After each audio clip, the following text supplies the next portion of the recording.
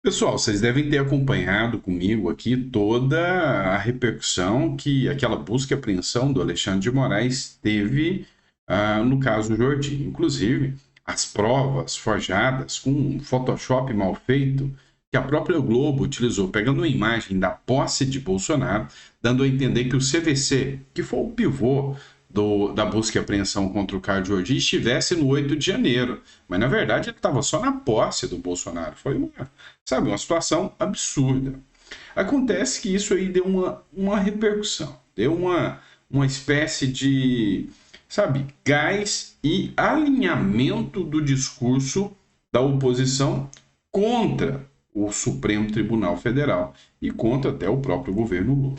Dá uma olhada nessa matéria da Globo. Ela foi publicada pelo próprio Carlos Jordi no seu Instagram oficial e escreveu o seguinte: com a presença de Flávio Bolsonaro, oposição na Câmara quebra acordo e reconduz Jordi à liderança. Dessa forma, dizem os membros da oposição, o parlamentar do PL assumirá um papel simbólico contra aquilo que consideram abusos do Supremo Tribunal Federal.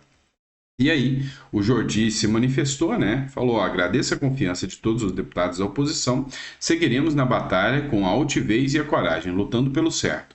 Justiça, liberdade e democracia.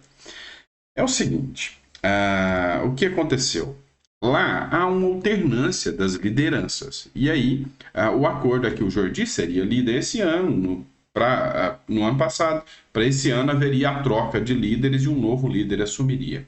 Depois do que aconteceu com o Jordi, entendendo que eles têm um discurso bom para utilizar contra o Supremo Tribunal Federal, uma vez que ficou mais do que caracterizado que essa ação de busca e apreensão do Alexandre de Moraes foi uma verdadeira busca por provas e, os elementos, os argumentos utilizados eram muito frágeis.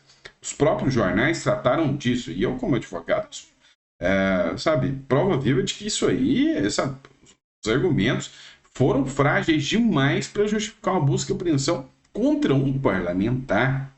Então, eles tendo essa arma na mão, que é um discurso bom, eles preferiram manter o Carlos Jordi como o líder da oposição. E faz bem, Fica mais forte.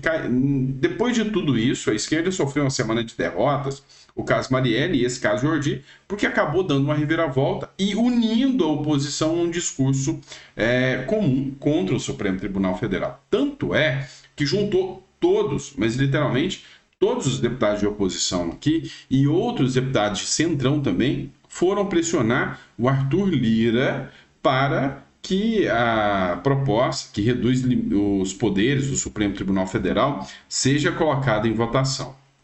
A oposição no Congresso definiu nesta quarta-feira que o grupo vai articular pela votação de matérias que reduzem os poderes do Supremo Tribunal Federal. O movimento vai ser colocado em prática já na volta do recesso parlamentar no início de fevereiro e foi insuflado pela operação que mirou o líder da oposição na Câmara, o deputado Carlos Jordi, que é do PL do Rio de Janeiro.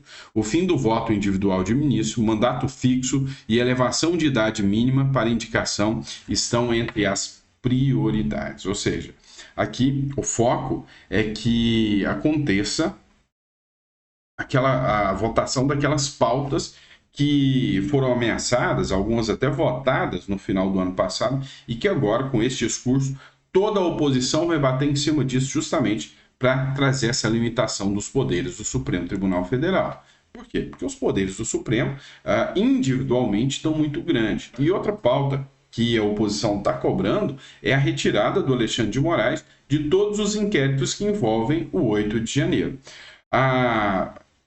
Levar a fito essa situação aqui, o Rogério Marinho deu uma declaração e os deputados e senadores foram até o prédio do Congresso Nacional e falaram com o Barroso.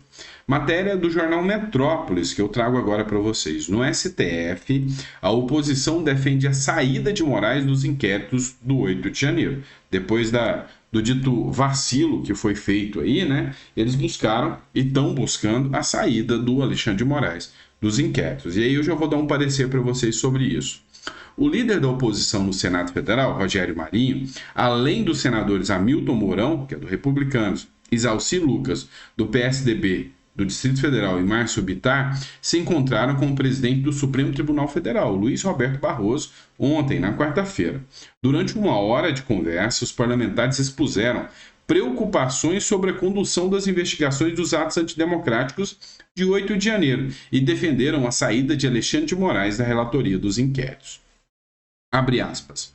Houve uma entrevista do ministro Alexandre de Moraes, que é o condutor do processo, na qual ele afirma que os manifestantes de 8 de janeiro tinham como um dos objetivos enforcá-lo em praça pública, prendê-lo, agredi-lo, a ele e seus familiares. Então, nós achamos, inclusive, que eles deveriam, em função dessa situação, deixar de ser o condutor do processo, de ser o juiz do processo, defendeu Marinho na saída da conversa com Barroso. Marinho também criticou a atuação da corte na busca e apreensão autorizada por Moraes contra o deputado federal Carlos Jordi, que é do PL do Rio de Janeiro, líder da oposição na Câmara dos Deputados. Jordi foi alvo da Operação Lesa Pátria. Conforme divulgado pela Polícia Federal, o objetivo da 24ª fase da operação foi identificar pessoas que planejaram, financiaram e incitaram atos antidemocráticos entre outubro de 2022 e o início do ano passado, no interior do estado do Rio de Janeiro. Na reunião, o Marinho não contestou a decisão que autorizou os mandatos de busca e apreensão pelo STF, só questionou o fato de ter acontecido com o líder da oposição. Tá, o que é o meu ponto de vista disso aqui? Vão rir na cara dos senadores. Eu, sinceramente, sei que os senadores têm que mostrar serviço. Eu sei que eles estão atuando para poder mostrar um pouco de serviço, mas no final das contas eles vão sair rindo da cara desses senadores. Por quê? Eles violaram preceitos básicos da Constituição. Se você fizer uma análise de uma matéria que está lá na Folha de São Paulo, ele diz que no dia 9 de janeiro teve uma reunião onde estava o Arthur Lira, estava o Pacheco, estava o Lula e todos os ministros ali do Supremo Tribunal Federal. Então, a Rosa Weber, que era a presidente do Supremo, falou, olha, nós vamos indicar o Moraes. Ele é a pessoa que tem a postura certa para enfrentar esse inquérito do 8 de janeiro. E aí o Lira, que também tem a formação em direito, chegou a perguntar, mas espera aí, e o princípio do sorteio, da distribuição dos processos, vocês não podem simplesmente delegar competência a um ministro sem observar as regras básicas da Constituição e dos princípios que regem o direito brasileiro.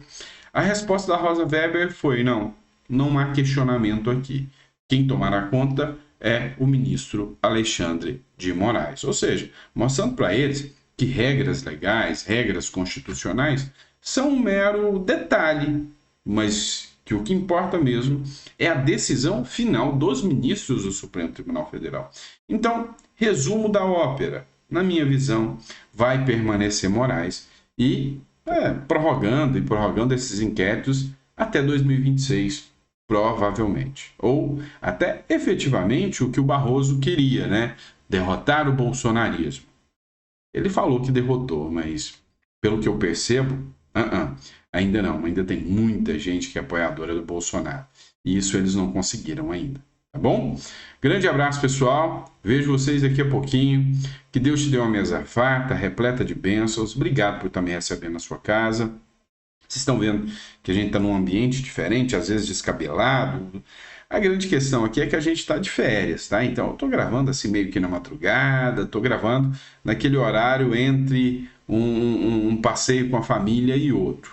Então, tem um ditado lá no meu Goiás que diz que pobre, quando descansa, carrega pedra. Então, eis que eu não vou deixar de trabalhar, não vou deixar de trazer o conteúdo aqui para vocês por causa de férias. Acho que é mister a gente assumir o compromisso e estar aqui continuando com vocês. Então, às vezes pode até faltar um vídeo ou outro, tá? Vou tentar não deixar acontecer isso.